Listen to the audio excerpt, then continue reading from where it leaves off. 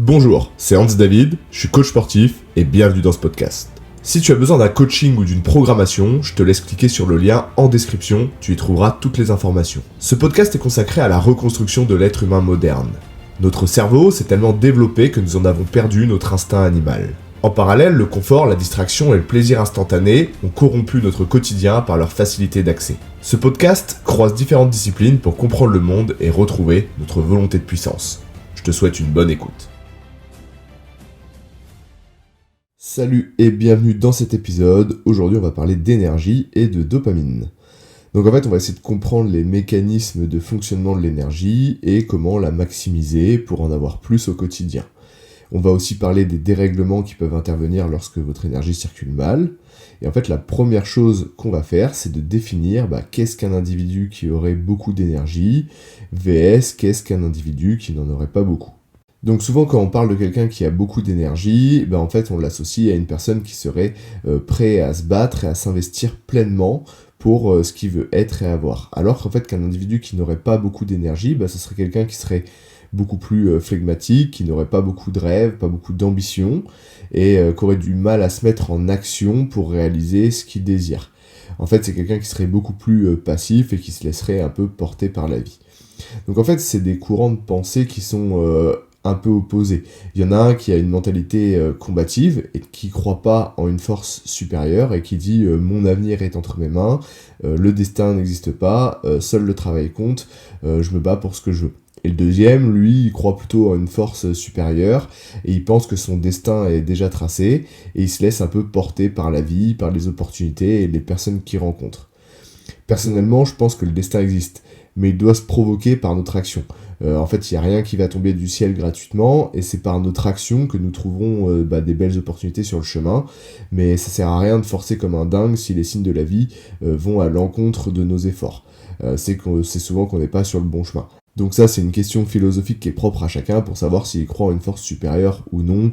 Mais ça, aujourd'hui, on peut pas affirmer quelque chose là-dessus. Même la science n'a pas résolu l'équation.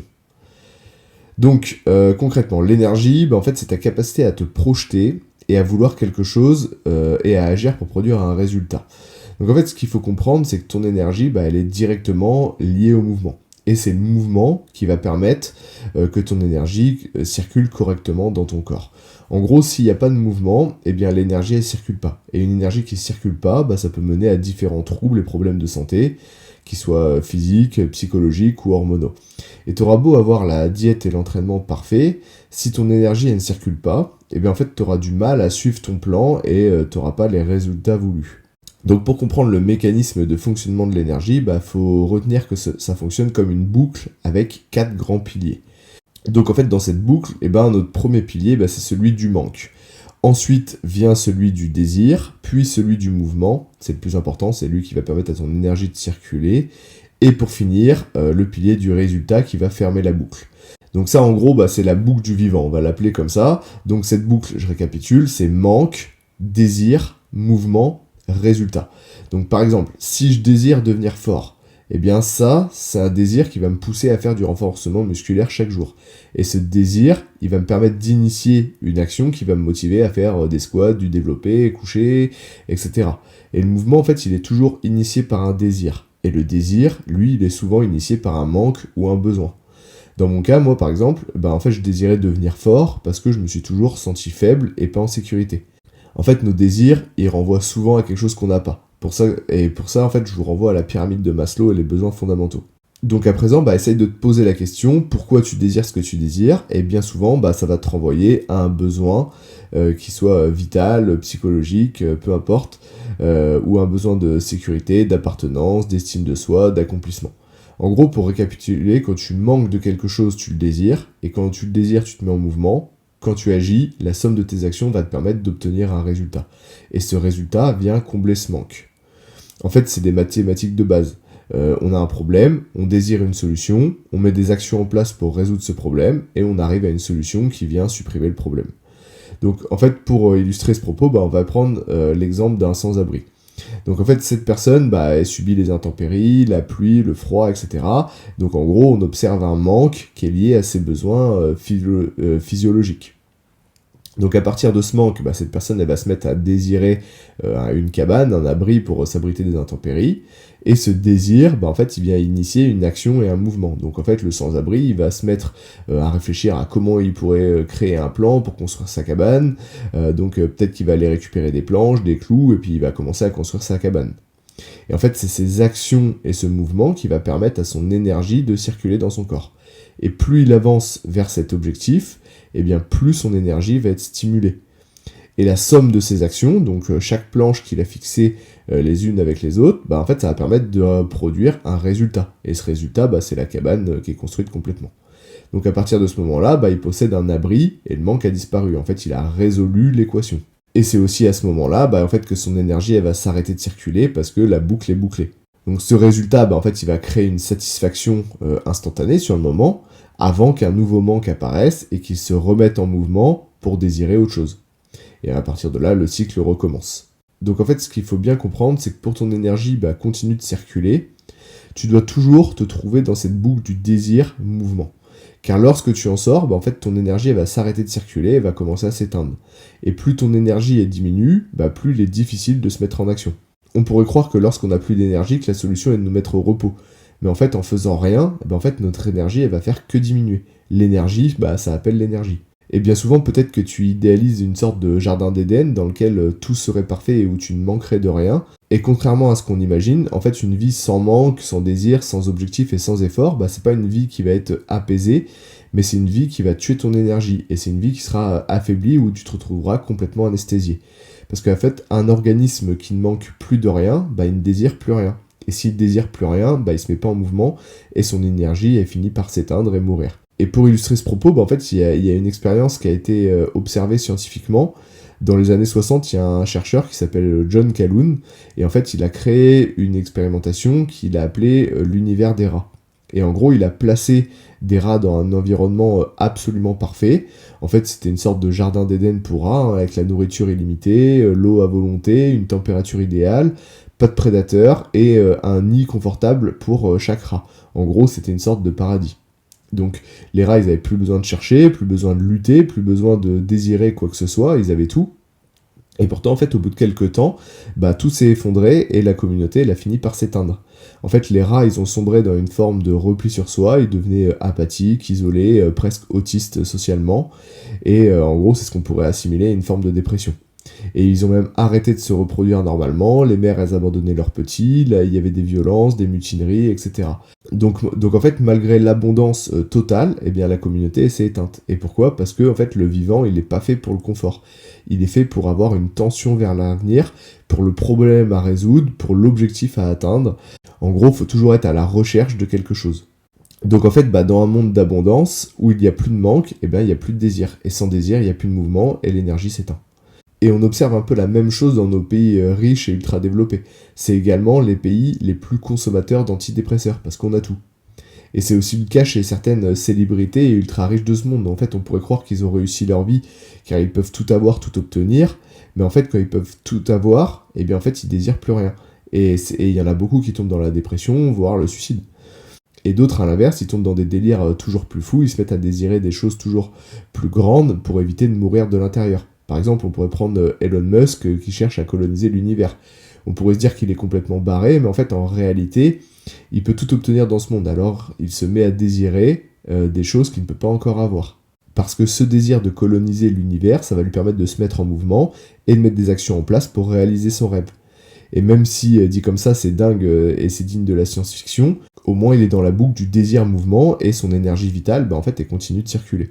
Et bien souvent, notre entourage, il nous souhaite de manquer de rien.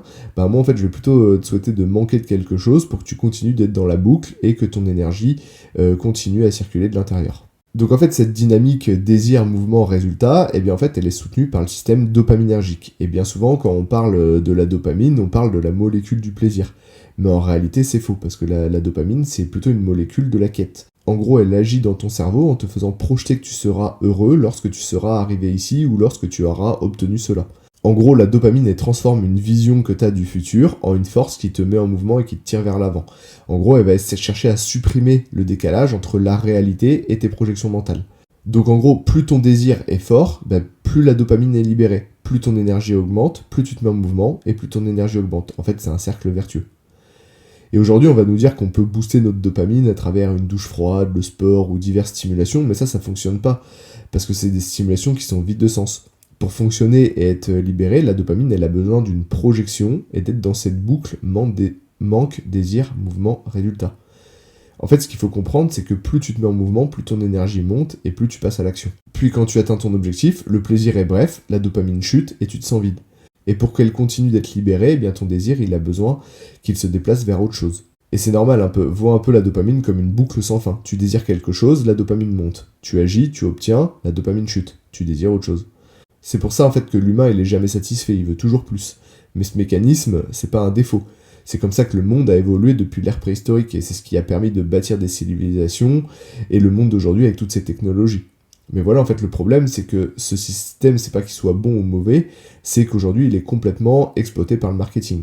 En fait, à travers les publicités, ils vont stimuler ton désir en te donnant une illusion d'un manque artificiel pour te vendre un objet qui est censé combler ce manque. En fait, on va prendre l'exemple d'un nouveau téléphone. Aujourd'hui, tu possèdes déjà sûrement un téléphone qui a déjà beaucoup de fonctions et une certaine qualité photo. Et bien en fait, quand le nouveau téléphone va sortir, tu vas avoir un manque artificiel, car tu vas te dire que tu n'as pas assez de fonctions, que tu n'as pas une assez bonne qualité photo, etc. Et en fait, en créant ce manque artificiel, tu vas désirer ce nouveau téléphone.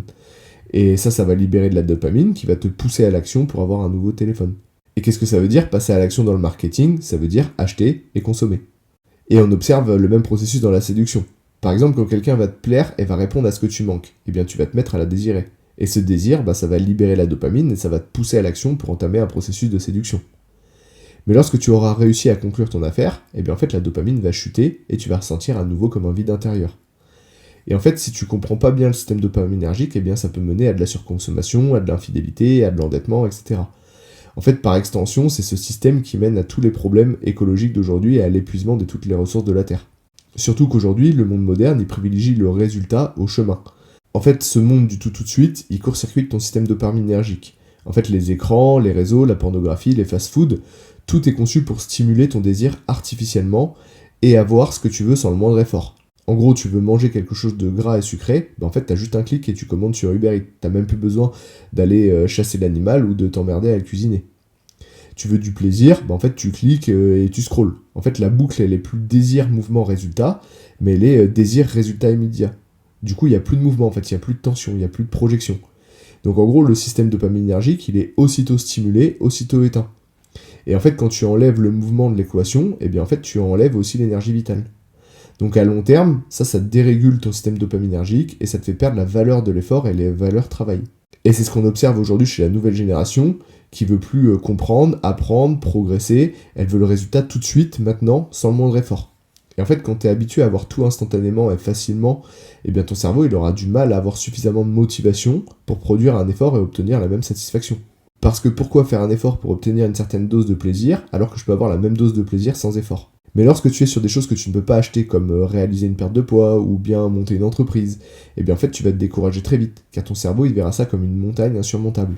Donc en fait, face aux abus de la surconsommation, eh bien il y a un courant de pensée qui s'est développé dans lequel on ne veut plus rien. On ne désire plus rien parce que ça serait mal, ça serait participer à la destruction de la planète et de l'écologie. Et en fait, ce courant, il vient à condamner toute forme d'élitisme, de performance et de personnes qui chercheraient à s'élever pour vouloir davantage. En gros, l'effort, il est perçu comme quelque chose de toxique. Alors on célèbre la faiblesse, on diabolise la performance. Et il y a des mouvements comme le body positive qui vont même jusqu'à promouvoir l'obésité. En fait, ils se cachent derrière des discours moraux et déresponsabilisants, ils se battent contre des critères de beauté de la société, et comme ils ne valorisent plus ce qu'ils peuvent devenir, ils valorisent ce qu'ils sont eux-mêmes, même si c'est au détriment de leur santé.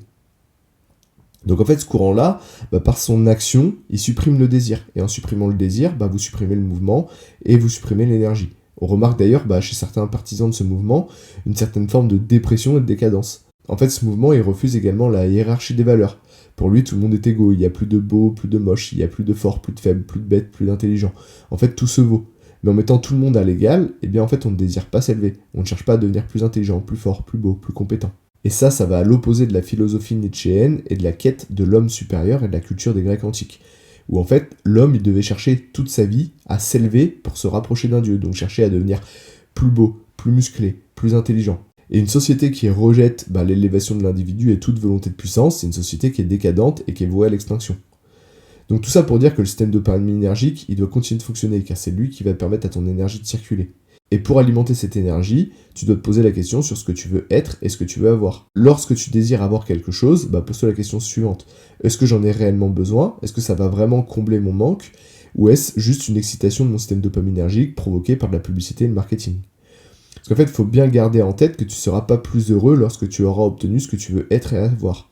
Il s'agit juste d'une projection de la dopamine qui te fait miroiter que tu seras heureux quand tu auras atteint ton objectif.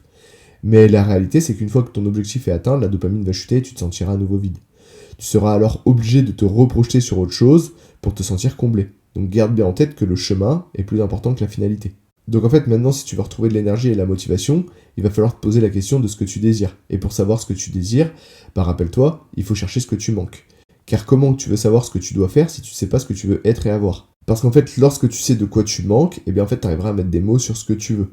Parce qu'en fait, souvent, quand on voit une personne qui manque de motivation, que ce soit dans le sport, la vie professionnelle, etc., en fait, on dit souvent d'elle qu'elle est feignante et qu'elle manque de motivation. Mais en réalité, en fait, c'est surtout que son cheminement n'est pas clair et qu'elle éparpille son énergie plutôt que de la concentrer.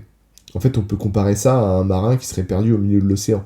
S'il voit aucun rivage, il ne sait pas dans quelle direction aller. Alors il rame un peu vers le nord, un peu vers le sud, un peu vers l'ouest de façon aléatoire, et à force de dilapider son énergie, il finit par s'épuiser, et puis il se laisse mourir en mer. Alors que si ce même marin, il aurait aperçu la côte, il sait exactement dans quelle direction il doit aller, et il va concentrer toute son énergie dans un seul but. Et plus il se rapprochera de son objectif, plus sa motivation sera grandissante, jusqu'à devenir complètement inarrêtable. Parce qu'il a stimulé son énergie de l'intérieur. Parce qu'il faut bien comprendre que l'énergie d'un groupe, la musique, d'un discours, d'une personne ou même d'un magnétiseur, etc., en fait c'est une énergie externe qui pourra te servir d'amorce pour relancer la tienne, mais elle remplacera jamais la génération de ta propre énergie qui doit venir de l'intérieur. Et tu pourras la générer lorsque tu comprendras les mécanismes et que tu te mettras en mouvement. Parce que comme tu l'auras compris, en fait il n'y a pas de plan d'action sans direction, et il n'y a pas de mouvement sans désir. Donc à présent, si tu dois retenir quelque chose de ce podcast, c'est de comprendre le mécanisme de fonctionnement de l'énergie avec la boucle manque, désir, mouvement, résultat. Et tu dois toujours être à l'intérieur de cette boucle.